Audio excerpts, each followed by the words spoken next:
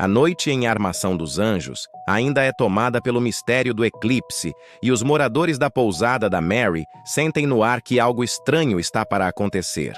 Mary Matoso, sempre com seu jeito mandona, tenta manter a ordem, mas não esconde a preocupação com o marido e com os filhos. A pousada, ponto de encontro de tantos personagens, vira um verdadeiro palco de confusões, medos e fofocas. O clima de tensão é palpável e todos os hóspedes parecem estar à flor da pele. Mary circula pelos corredores, tentando acalmar os ânimos, mas sua própria inquietação é evidente no olhar apreensivo que lança para as janelas a cada poucos minutos. Enquanto isso, Matoso, desastrado como sempre, tenta tranquilizar a todos, mas só consegue aumentar o pânico. Com a melhor das intenções, Matoso arma planos para proteger a pousada dos vampiros. Ele decide colocar cruzes de madeira em cada janela, uma ideia que a princípio parece sensata. No entanto, como é típico dele, a execução deixa muito a desejar. Erra tanto nas medidas que as portas ficam emperradas e as janelas não fecham. O resultado é uma cena cômica, com Matoso lutando contra as próprias armadilhas que criou. Mary, ao ver o caos instalado, não consegue conter a fúria. "Matoso, seu cabeça de vento! Olha só o que você fez!" Ela grita, gesticulando freneticamente para as janelas tortas e as portas presas. Apesar da bronca, o clima cômico dá um respiro em meio ao suspense, e alguns hóspedes não conseguem conter risadinhas discretas. Em meio a toda essa confusão, surge Matuzinho, o filho caçula, cheio de ideias mirabolantes. Com os olhos brilhando de excitação, ele anuncia que pode caçar vampiros sozinho. "Mãe, pai, eu tenho um plano infalível!" exclama, brandindo um cabo de vassoura como se fosse uma espada mágica. Matuzinho organiza uma patrulha mirim com os amigos, usando estacas improvisadas feitas de cabos de vassoura e outros utensílios domésticos. O espírito aventureiro do garoto diverte os hóspedes, que observam com um misto de ternura e divertimento as crianças marchando pela pousada, prontas para enfrentar o mal. Mary, no entanto, não compartilha do entusiasmo geral. Ela teme que Matuzinho acabe se metendo em perigo de verdade. "Filho, isso não é brincadeira. Vampiros são perigosos", ela adverte, mas suas palavras caem em ouvidos surdos, pois o menino já está completamente absorto em sua missão imaginária. A situação ganha novos contornos quando Patozão, o amigo atrapalhado de sempre, irrompe pela porta da pousada.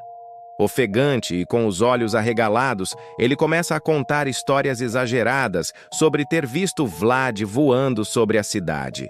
"Eu juro, gente, era ele com uma capa preta enorme, planando como um morcegão gigante!" exclama, gesticulando freneticamente. Ninguém acredita nele de imediato, é claro. Afinal, Patozão é conhecido por suas histórias fantasiosas. No entanto, suas descrições detalhadas deixam todos inquietos. Ele fala do brilho vermelho nos olhos de Vlad, do som sinistro das asas cortando o ar noturno, e até mesmo do cheiro de enxofre que ficou no ar após a passagem do vampiro.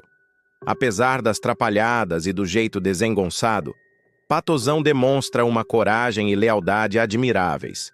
Ele se coloca de pé sobre uma cadeira, fazendo uma pose heróica, e declara: "Podem ficar tranquilos. Eu, Patozão, juro defender esta pousada e todos vocês, custe o que custar."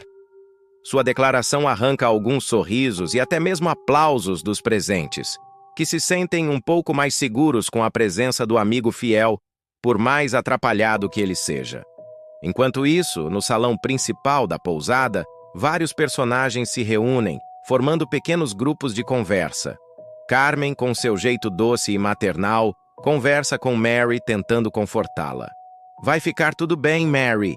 Temos que ter fé", ela diz, segurando as mãos da amiga. Ao mesmo tempo, Carmen não consegue esconder sua própria preocupação, lançando olhares ansiosos para a porta a cada poucos minutos, esperando notícias do Capitão Jonas, que investiga a Cruz de São Sebastião. Os hóspedes, reunidos em grupinhos, comentam as histórias estranhas que circulam pela cidade. Há um misto de medo e curiosidade no ar, com teorias cada vez mais mirabolantes sendo compartilhadas. Ouvi dizer que os vampiros podem se transformar em névoa e entrar pelas frestas das janelas. Sussurra uma senhora para sua vizinha, que responde com um arrepio visível. Em meio a toda essa agitação, Natasha surge em pensamentos divididos, assombrada pela lembrança de Lip. Embora agora faça parte do mundo das trevas, seu coração humano ainda bate forte pelo rapaz. Ela se esconde nas sombras, observando a movimentação na pousada com um misto de saudade e conflito interno. Seus olhos, agora com um brilho sobrenatural, se enchem de lágrimas ao ver Lip entre os hóspedes. Lip, por sua vez, parece sentir a presença de Natasha. Ele olha ao redor, inquieto, como se pudesse captar o chamado silencioso do coração dela. Em um momento de emoção, ele se levanta e declara para os amigos: "Eu não vou desistir da Natasha. Sei que ela ainda está lá, em algum lugar, e vou trazê-la de volta." Seus amigos se unem ao redor dele, oferecendo palavras de apoio e encorajamento, formando um círculo de esperança em meio ao caos. A cena muda para Gerald, que caminha pela pousada com o olhar perdido. Sob forte influência de Vlad, ele ainda confunde Lena com Natasha, o que gera uma crise no relacionamento. Lena o observa de longe, o coração partido ao ver o homem que ama tão distante e confuso. Apesar da dor, ela insiste em acreditar na bondade dele.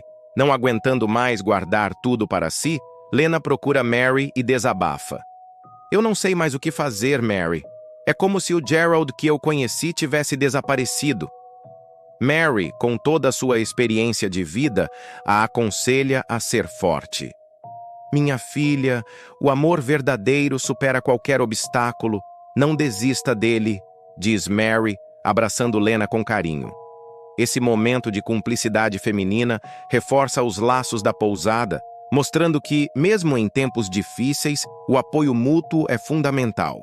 A atmosfera da pousada ganha um toque de comédia quando o padre garotão, Jurandir, entra em cena, acompanhado por Cachorrão. Com um sorriso largo e um olhar astuto, Jurandir começa a oferecer suas bênçãos especiais contra vampiros aos hóspedes. "Meus queridos, por apenas 10 cruzeiros, garanto a proteção divina contra as criaturas da noite", ele anuncia, brandindo um crucifixo de plástico. Alguns hóspedes, desesperados por qualquer forma de proteção, começam a se aglomerar ao redor do falso padre. Mary, no entanto, não se deixa enganar. Com os olhos faiscando de indignação, ela marcha até Jurandir e o agarra pela orelha. "Seu aproveitador! Pensa que pode enganar o povo da minha pousada?" Ela brada para o deleite dos presentes.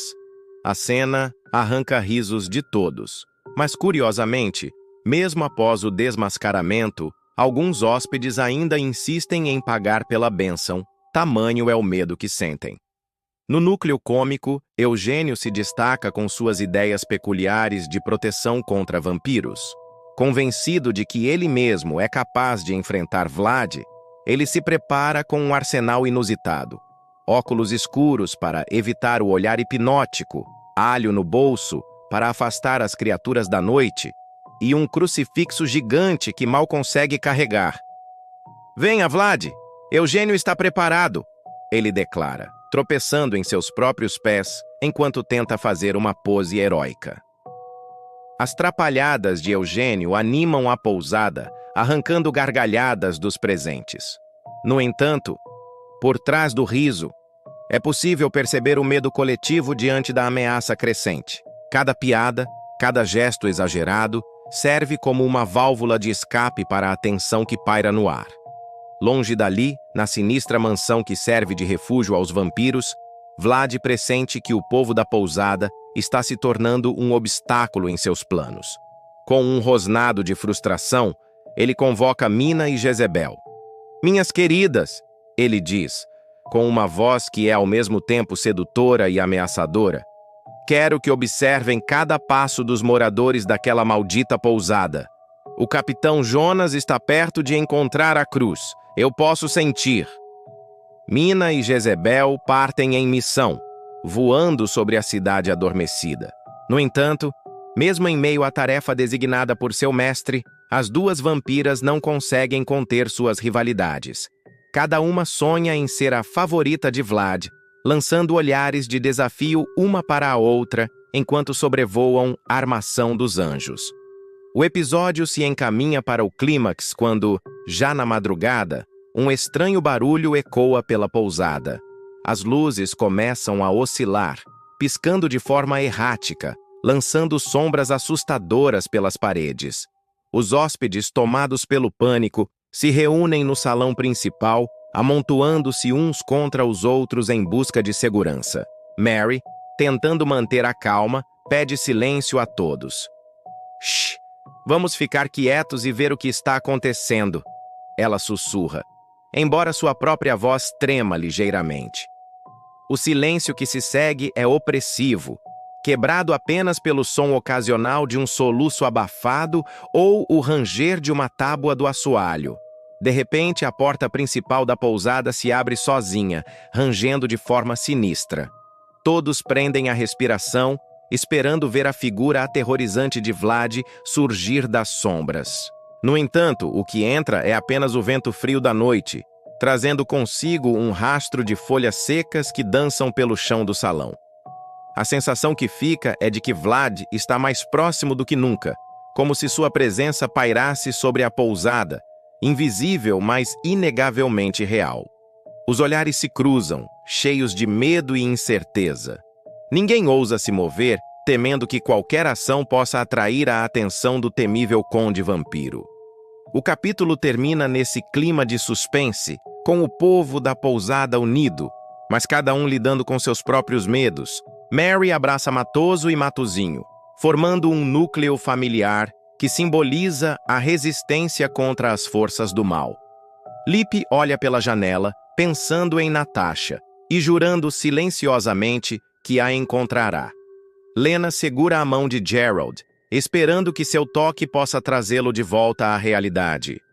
Enquanto isso, em algum lugar da cidade, o capitão Jonas continua sua busca incansável pela cruz de São Sebastião, sem saber que o destino de todos em Armação dos Anjos pode depender do sucesso de sua missão.